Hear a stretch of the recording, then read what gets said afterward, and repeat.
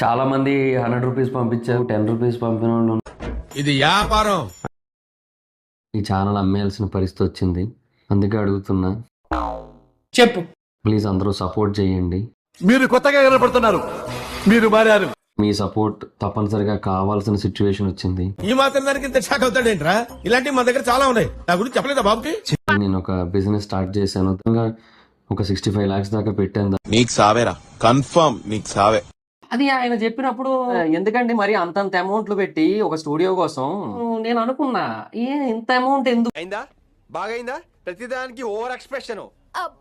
అది పెట్టేశాను. అది కాకుండా ఒక 25 దాకా అప్పు చేసి పెట్టాను. దాంట్లో ఒక 55 లక్షల పైనే లాస్ అయిపోయారు. ఇలాంటప్పుడే గుండె రాయి చేసుకోవాలి. ఏం చేస్తాం? చేసిన వాళ్ళు అంటే మరి ఎక్కువ మాటలు అన్నారు. ఎందుకు మాస్టారు మాటిమాటికి అడుగుతారు? సో రూపాయి చేసిన వాళ్ళు సెకండ్ హైయెస్ట్ ట్రాన్సాక్షన్. వీడు ఎవడో ఓవర్ యాక్షన్ చేస్తున్నాడు, చైల్డ్ ఆర్టిస్టా? ప్రసాద్ టెక్ ఇన్ తెలుగు ప్రసాద్ గారు నాకు ఒక 1 lakh పంపించారు. మనస్పరంగా కూడా పెద్దోడని చెప్పి ఆయన ప్రూవ్ చేసుకున్నాడు. ఆ తర్వాత రూపాయి చేసిన వాళ్ళు 200 అబౌవ్ ఉంటారు. ఏం మాట్లాడుతున్నావురా? నరాలు కట్ అయిపోయింది. సో